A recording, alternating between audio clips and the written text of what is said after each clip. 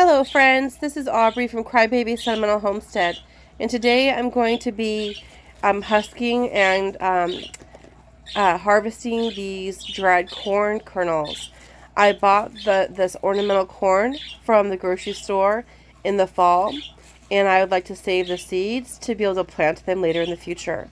So I'm going to go ahead and get to it, and I'll show you how it's done.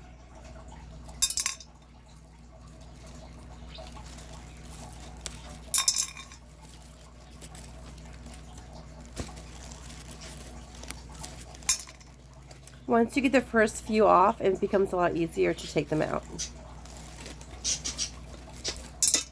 I kind of just use my thumb and roll it out. It's so easy that way.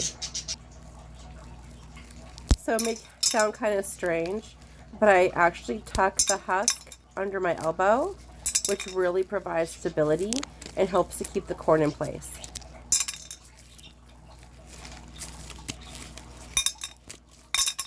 The hardest thing about this is trying to position the camera. I don't have a fancy camera stand or anything like that, but if my channel becomes popular at all, that might be something that I invest in down the line. I think it's kind of interesting that the corn actually underneath the cob is actually kind of pink. That's pretty cute.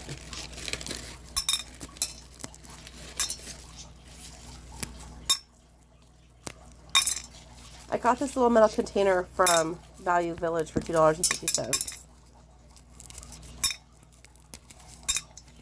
think it's really cute.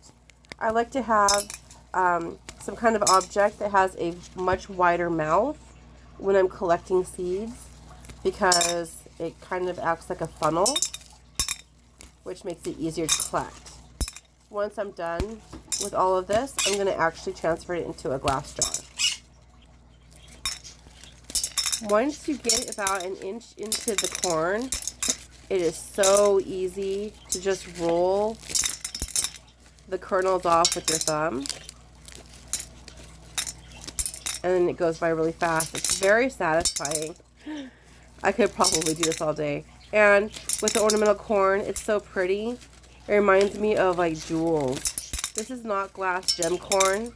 This is just an ornamental Indian corn that they sold at the grocery store as decoration.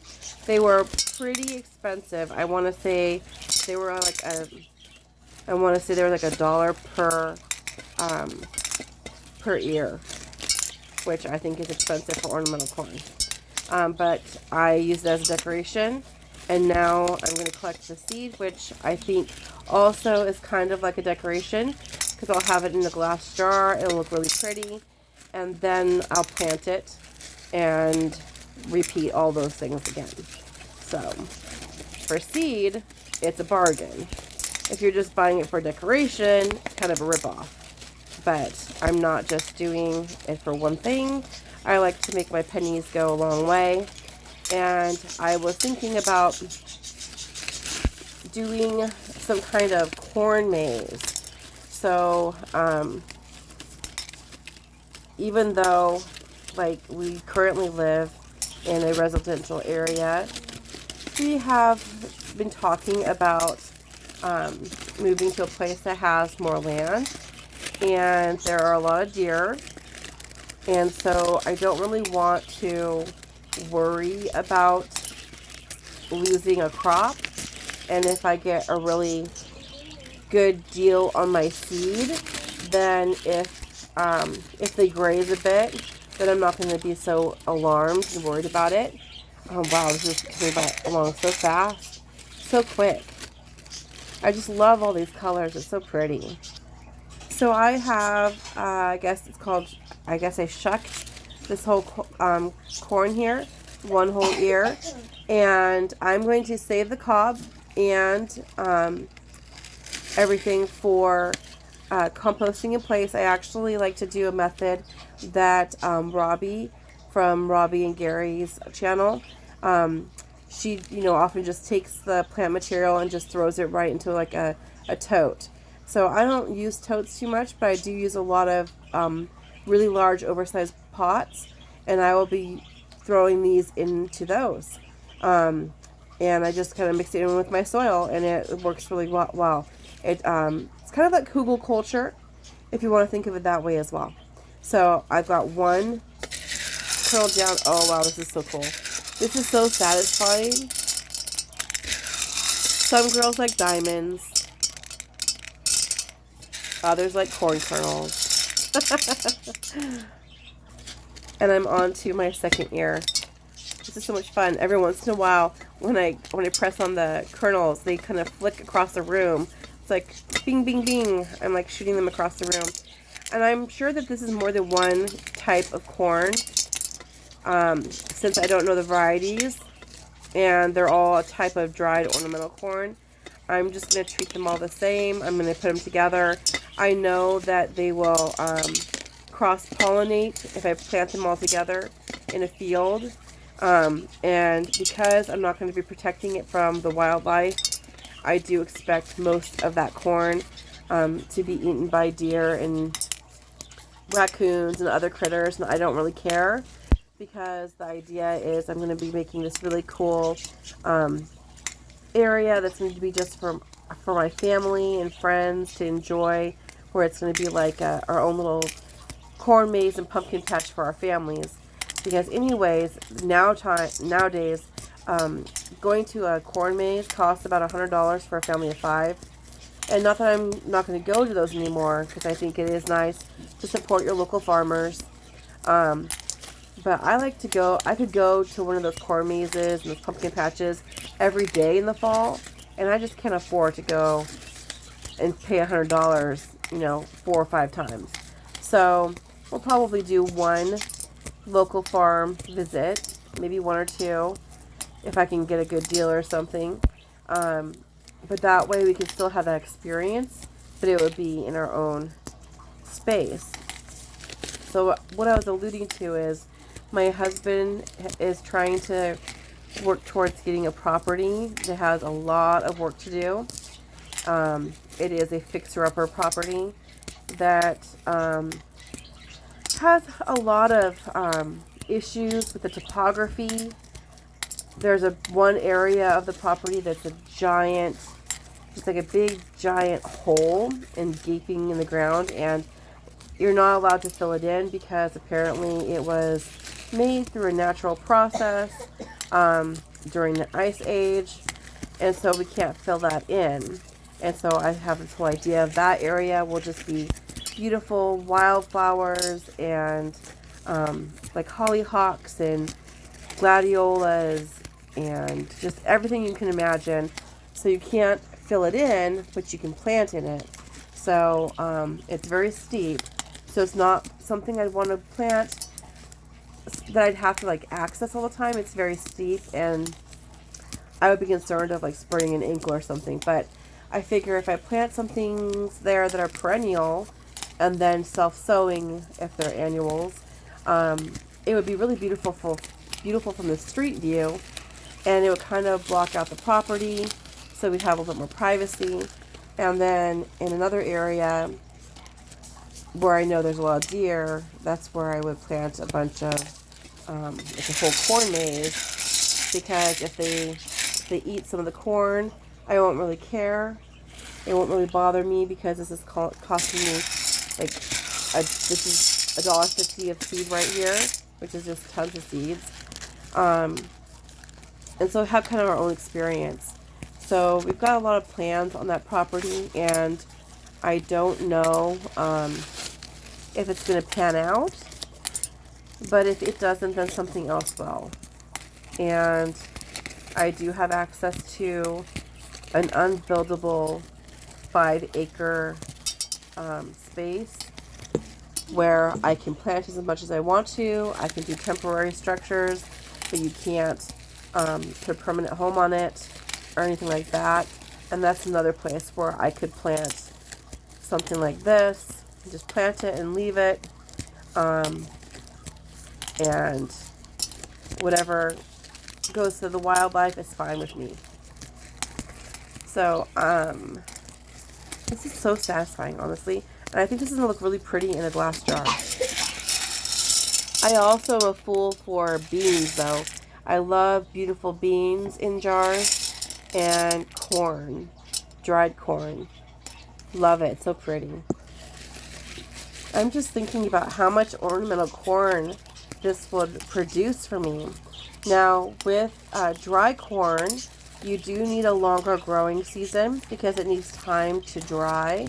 It has to be fully ripe and mature before you harvest.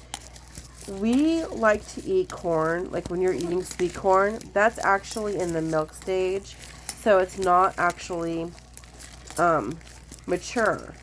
And if you take sweet corn from the grocery store and you try to grow it, you might dry it out first and then try to grow it, but I doubt that that would work because it actually is not mature. So you actually have to leave your corn on the plant while it's maturing. And for dent corn, which is not like this, dent corn actually has a dent in it when it dries. Dent corn makes really good flour for milling. And I grew one from, I think both MiGardener and Baker Creek sold it. It was a type of orange. Maybe it's atomic orange. And that was the most successful I have ever been with growing corn. Was growing the atomic orange variety. I grew so much that actually one summer when I taught summer school, I had a gardening class, and the kids got to help take the seeds off of the cobs, and then they planted them and got to take some corn plants home with them. That was a lot of fun. So if I was recommending a dent corn, I would definitely recommend the atomic orange. And again, MiGardener and Baker Creek, I believe, both have those varieties. I think I planted from both of them. So I don't really recommend one over the other. I like both companies a lot. So if you're doing an order from one or the other, then think about maybe looking at atomic orange. I better buy myself some atomic orange seed. I gave away almost all of it to my students that summer. So I should buy myself some more before I post this video in case everybody gets the idea of it. But dent corn isn't nearly as pretty when it's off the cob like this. Okay. Popcorn and field corn are really pretty off the cob. Dent corn is a little bit more rough looking. It has a dent in the middle of it. Sweet corn that's dried to save for seed is pretty gnarly looking. It looks like it's dehydrated and all shriveled. And dent corn's kind of halfway in between the two. So I like to see the corn and beans in jars. I think it's such a lovely look. It gives a really rustic country feel. Some of the corn kernels on here are a little ugly, so I'm not going to include all of them. Hello friends, I'm back. Had a little bit of technical difficulty, so I thought I'll share the rest of this really quickly, cutting out a lot of content here. But I wanted to talk to you about the dry corn and where I get my corn seeds typically. In this video, I showed how I was shucking the corn. Actually, it's not shucking. Shucking the corn is just taking off the outside, the outside leaves. I was actually shelling the corn. So I showed you how I was shelling the corn, and I had a lot of fun with that. It was really satisfying. I really enjoyed putting that little part of the video clip together. But I want to talk to you about where I actually would source my actual garden seeds. For the types of seeds I would save to kind of keep the genetics going, right? And part of the content I had to crop out was about keeping only one variety of corn that you're growing at a time, because it's wind pollinated. It very readily will cross pollinate, and the genetics will get really muddied. So it's important to only grow one kind of corn every year. If you have a ton of property and you have some way of keeping the wind from blowing, I'm not sure if you have, a tall gate or something that's like, wind tight.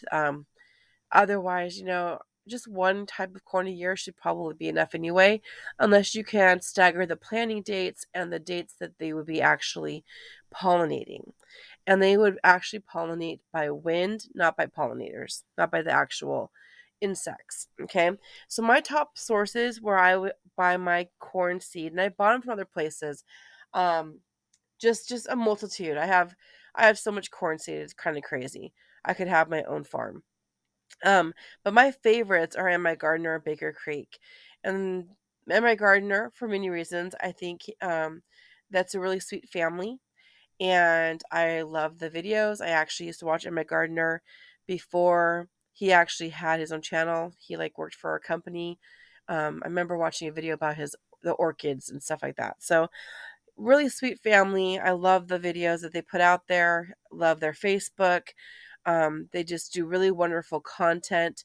Very humble, and I like that about them. When I first started buying in my gardener seeds, they were $1, and now they are $2, which we know about inflation. But the thing is, our the seed companies we buy from, they actually have had increased costs to them as well. Okay, so Emma Gardner has people he pays now. He also is including more varieties, more expensive varieties, more seeds per packet, and I really love the information they include on the packages. You will be really impressed if you haven't tried Emma Gardner before. You'll be really impressed with the kind of information that you find on the packets. I have a hard time even getting rid of the packets because they have so much information. And Baker Creek is awesome, obviously, the most popular probably company in the world for growing for seeds. They have just thousands of types of seeds.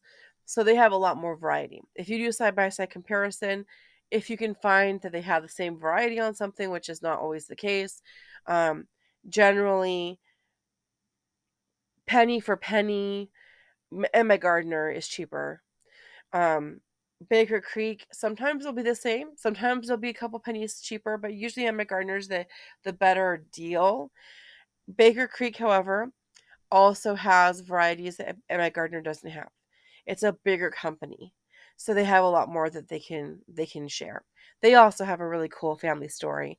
I love their videos. You can see all kinds of. They're very um, eloquent in how they do their videos, very beautiful pictures and everything.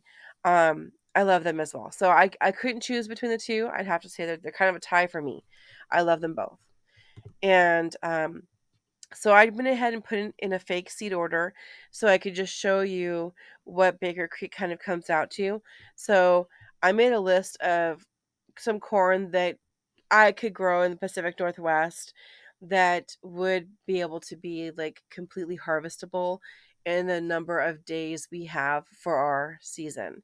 Corn is a warm season crop, and so we generally plant it out after the first frost. I sometimes start it inside, but I found if you a good helpful tin is just go ahead and plant it outside because it does not transplant very well, and the shock that it goes through, um it's not worth, for me anyway, it's not worth me planting them inside, one seed per cell, and then transplanting them. It's so much more labor. So kind of learned my lesson over the many years I've been growing corn, that it's better to just plant a variety that doesn't take as many days, and to plant it in the ground after the first frost, after the last frost. My bad. So, I put a list here of different kinds of corn. I love Bloody Butcher Dent corn. I haven't grown. I tried growing it, but I tried to grow it in little cells and then transplant it. It didn't work. Don't do that. So I do want to try Bloody Butcher Dent corn again. And I've always wanted to grow Country Gentleman, which, interesting enough, if you happen to be lucky and have a Dollar General, last year when they had their seeds out, I went to Dollar General for the first time ever, and I had to go for a drive to go find one because there is not one near me.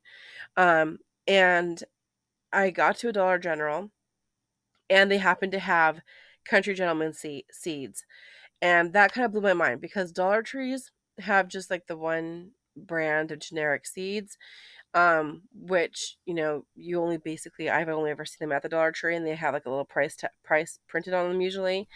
Um, the country gentleman sweet corn, I was so impressed that they had it at the Dollar Tree, at the Dollar General.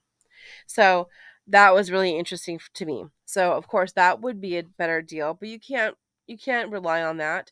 They might not have seeds, they might not have that type out. Okay? But so I have my atomic orange. I could not find atomic orange this time on My Gardener. I could only find it for Baker Creek. So if I was trying to buy the atomic orange, which is the one I said I really liked and it grew really well for me, and I think when I harvested it, to me it looked like a dent corn, but in the pictures that you see online, it's called a flint corn, and um, to me they're both like not sweet corn. Um, so I'm not sure if flint and dent are similar enough. The pictures don't look like how they look like when I actually harvested it, but the seeds that I harvested were viable. And I know that because I had a gardening class, and I had all the kids shell some corn off the cob, and then they planted it and they got to take it home with them. So I know the atomic orange is very good. I would love to try the Montana lavender. That looks really pretty. Okay. I'm not sure about the mountain popcorn. It looks kind of sharp edged, and um I don't know, but maybe. So these are all kinds I just kind of put in my cart just to kind of give you an idea of what price wise it will look, how much it will cost. So if I had one, two, three, four, five, six packets there, and my gardener would cost $12 because they have $2 packets. So if you could get the same varieties there, price to price, it would be a better deal. But I went over there and I wasn't able to find that variety. This is the atomic orange corn that I was talking about that I really love. And you can see here it says it's exceptionally high in protein and beta carotene. So, very nutritious. So, the dry corns that you grind into a meal and everything um, essentially have a lot more nutrients than sweet corn. So, obviously, you're not going to take a nice big juicy bite of those hard dry kernels, right?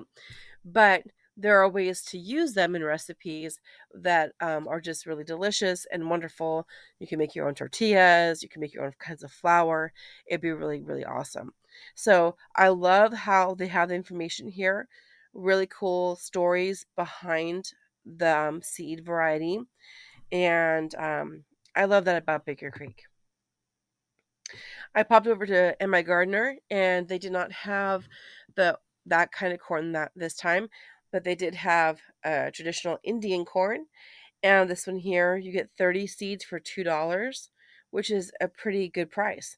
Now, if I was just getting it from the grocery store and I didn't care about the genetics whatsoever, um, I got masses and masses of seeds just from shelling my own ornamental corn that I bought from the grocery store.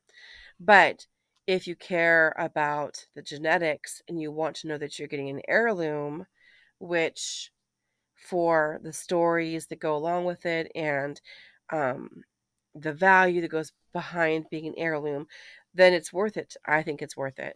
So these are beautiful. They look very similar to the corn that I was shelling, and especially these red ones here. So, but this is Indian corn. Okay. $2 for 30. And on this last slide here, I did a couple of pictures of the corn that I was showing you guys. I love this little pattern. It looks like these little lines and patterns on the corn. I shelled them and I filled up this glass jar with all of the seeds from all of the cobs that I had fit into this large canning jar. And this canning jar has like a used lid, so I can't use it for something else really other than dried goods. And I have in the background here, those are the cobs that I shelled, and those are going to go into my compost or some other kind of project. My daughter said that they're so cute that she wants to do some kind of art project with them. So we'll see. But we'll find a second use for them.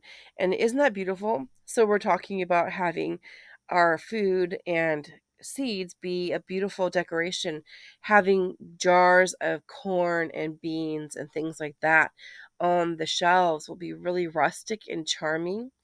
It'll have its own country charm to it. So I love that idea, and I'm definitely going to be doing that. Lots more of that to come in future time. So I thought I'd pop over and show you. This is MiGardener, and I just searched corn in general, and not everything that comes up is corn. Actually just towards the top. So they have mini pink popcorn, double red sweet corn, hickory king, Japanese holus popcorn, red strawberry popcorn, which are really tiny. They're so cute, really tiny cobs. Um, Can't see that Ochakan green dent corn, and that looks like a dent corn. You can see little dents in there. Golden bantam, which looks like a sweet corn. Indian and ornamental glass gem. And I've grown an ornamental glass gem back when I was part of a community garden, and the cobs are really tiny, and if you pick them too soon, they won't have that beautiful coloration. They have to be fully developed. You have to make sure you have enough days. And we'll see on here. I know, okay, here we go. So 110 to 120 days maturity. For me, that's a little bit on the long side. Um, they are smaller corn, which cobs, which tend to develop faster comparatively. Um, but it's really beautiful. It is really beautiful. The little kernels are much smaller than normal sized kernels.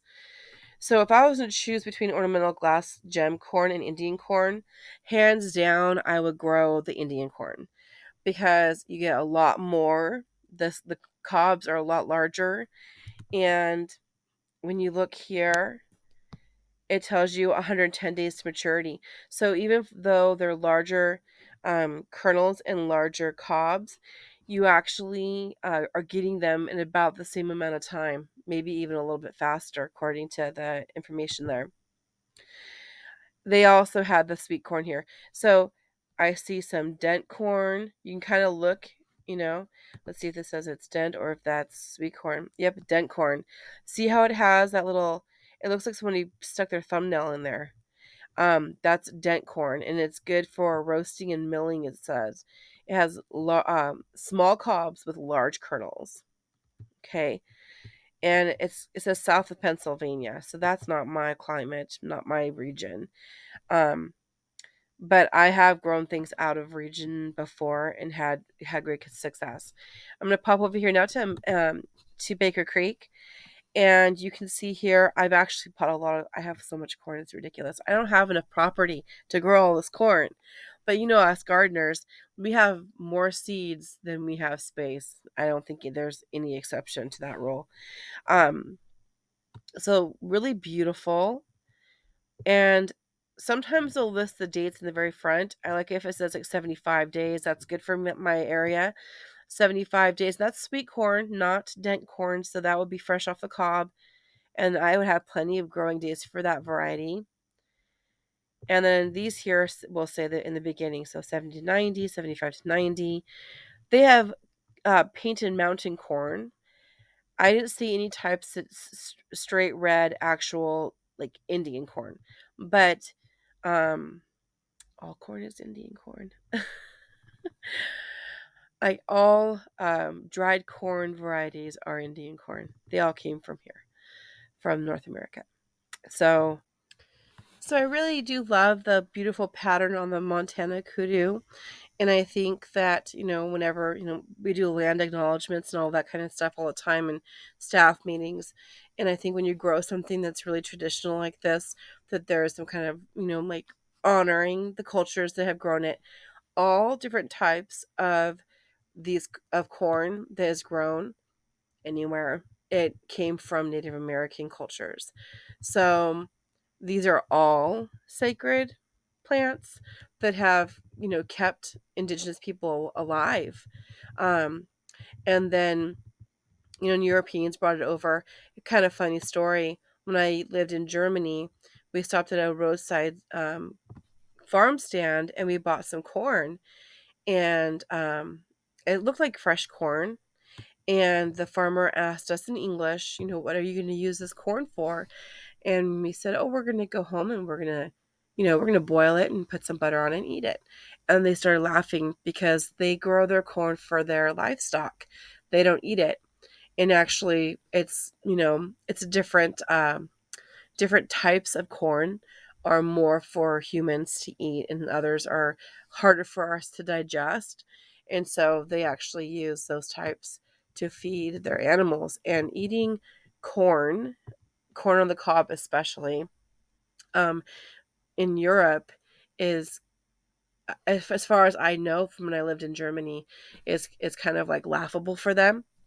They think it's really silly that we eat lots of corn in the United States. So um, I thought that was kind of a funny thing to share with you guys. But if you look at MiGardener, they have not MiGardener. This is rareseeds.com. This is Baker Creek. There are a lot more choices right now. And I have seen more variety on MiGardener in the past. So they always get new seeds. Every seed vendor does. They'll have certain seeds and they get them in stock and then they're not in stock and then another kind is. And so and actually recently on Facebook, Emma Gardner was posted that you know you might try a different variety if the type of you're looking for isn't in, and then come back later or something, or just wait and then get it later. But my feedback for that is I would personally maybe buy something else and then come back again later. Because that's just how I am. I'm not going to risk not getting anything. So if I was like really going, okay, I'm going to have a cornfield and the type I wanted wasn't available, I would buy the next best thing or something that else I'm interested in. Um, and then I come back and look later, and if it came back in stock, you can sign up for alerts and they'll email you and let you know when it's back in stock. And that just tells you to go back and check. And don't wait a week, because if you do, it'll probably be out of stock again. But I want to get this beautiful Montana lavender clay corn. Isn't that pretty? I want to read about that really fast. That's really pretty. A stunning lavender color flower corn with long, slender 8 to 12-inch long ears and an attractive pastel shade that produces silky, soft cornmeal. Oh, and we like that. We like to make tortillas and things like that from scratch. So, wow, that's so beautiful. And it looks like the kernels are pretty large sized and pretty uniform, which makes it easier for shelling or like for taking them off the cob. Yeah, that's really pretty. And how many days did it say? 50 seeds. Oh, one thing to think too is when it says sprouts in 7 to 10 days, you really have to add that time to how many days it takes. So no, I'm not seeing how many days it takes to harvest it. Sometimes it doesn't say, but it will say usually on the packets I found, but not always. Okay. One thing I really do like about MiGardener is on the very side of the back packet, it will have like all the information. And it's always in the same spot for him, which is really easy to find the information. A lot of other vendors, you have to read the whole packet to figure it out. Although Dollar Tree has a really good back information panel too that's really fast and easy to read. Anyway, you can visit these two websites yourself and see what you like and read over it. Like, look at your region. Think of how many growing days do you have and the spacing and all of that. Can take that into consideration too. You want to grow corn in blocks. So some people would say, oh, I planted 5 seeds and there's all these empty gaps in the seed kernels on the cob, and the reason is you have to have a lot of corn to wind pollinate each other. So you want to grow them in a block, and around 10 to 12 inches apart. And I don't follow the whole rules of this much space between rows because I don't always grow in rows. Sometimes I grow kind of Mod Podge. But if you go about 10 to 12 inches in each direction, that seems to be enough space for them. And I've done very well with that kind of spacing. And the only reason why you need to have crazy rows of big perfect spacing is if you had machinery that would have to go in there and harvest them. But if you're growing it yourself and you don't have, you know, different kinds of machines going in there for you, then the spacing, if they're too close together, they won't get enough nutrients. If they're too far apart, they won't get enough pollen. So you want them just about 10 to 12 inches. I did a lot of research on that. I read one article that said like 11 inches was perfect. So I just kind of use my hands for measurement and kind of guesstimate it. I'm not super mathematical about it, you know. So we've been growing, people have been growing corn for just thousands and thousands of years before we had customary units or even metric units. So, they would use a human foot, right? So you don't have to overthink it. Anyway, I love corn. It's beautiful. Lots of choices here. It is kind of fun to grow some popcorn. I don't know if anybody has grown. I'm not going to say I don't want to like ruin their marketing, but if anyone has grown this Burrow Mountain popcorn, they look really pointy. If you've grown it and popped it, did it have more of a hole? Was it more scratchy? Because that would be my concern. So if you've grown this, I'd love to hear your testimony on how it popped up. Okay. And the strawberry popcorn, and I don't want to hurt anyone's marketing, I really don't. Strawberry popcorn, it's a real nice novelty. It's if you're trying to grow food like to sustain you, like SHTF, End of the World as We Know It, kind of Victory Garden, and try to live off your garden, I don't think strawberry popcorn is going to be where it's at. But it's so adorable.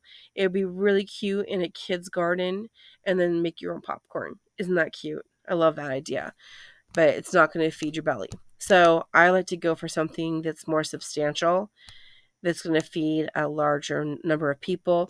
And the idea with the dry corn, like the flint corn, dent corn, and all that, versus sweet, the real benefit to having the dry corn is that it's shelf stable. So you don't have to eat 100 cobs of corn in one night. Okay. Although, yeah, that'd be delish, right? Um, you can have it'll last a long time. It can last years. But the sweet corn, you either have to eat it or you have to somehow put it up. Whether that's like, you're going to take it off the cob, you're going to, maybe, I don't know if you're going to have to blanch it. I've never done that. But you could freeze it for sure. And other things. So, but with dry corn, all you have to do is put it in a glass jar and it's good to go. Or you can just even leave it the way it is and just just take it off when you want it. I do like look at this country gentleman. Watch, this one's going to sell out now. As soon as I say I really like this variety, that's when it's like people can feel me with telepathy. 90 days. And I just think it's so cute and old-fashioned looking, and I really wonder what it tastes like, because we always get the run-of-the-mill, right? And this seems like something that shouldn't be too hard to grow, and it looks yummy. So I'm going to grow that one this year, and I'll have to show you my garden when I do that. So anyway, guys, I can look at my jar of all those seeds, and I'm looking forward to trying those out and just planting them on some piece of property somewhere where they have a chance to grow out and just have it for fun. So this is not a named variety. I got it from the grocery store, but I had a lot of fun actually taking them off the kernels. You saw part of the video, and I know there are faster ways. You guys missed the part of the video my husband came in to embarrass me. He's like, that's not how it's done. And he came in and took one and he was like, boom, boom, boom, boom, boom. And on there, like, all the seeds are flying everywhere. It looked like it was like a machine gun. And they just, like, he shelled them so fast. He got them off the corn cob so fast. And I was like, yes, but I'm talking to my friends. All right, guys. Well, anyway, you guys go ahead and subscribe, and that way you can see updates when I actually grow some of these varieties out. And comment below, what is your favorite variety of corn to grow? If you wouldn't mind writing down what region you're from, because if you say down south, if you're in down south and you say a certain variety and somebody up north sees that comment, they might go, oh, I'm going to buy that kind, but it might not be suited for that climate. So if you would tell us what zone you're in or what state you're in, that would be very helpful for those people who are kind of taking recommendations. So my recommendations for the corn, I've grown all kinds of sweet corns before. I've grown some hybrids, which are delicious. But you don't seed save from hybrids. You have to buy seeds every year. I did grow the atomic orange, and it was wonderful. It was just beautiful, very productive. Almost every stalk had a full long. It wasn't like two. It was one. I got one corn cob per stalk, but they were nice sizes and they were full. They were full of no gaps and stuff like that. So I was very, very pleased, and I definitely recommend it. Everyone, have a good day. God bless and live long and prosper.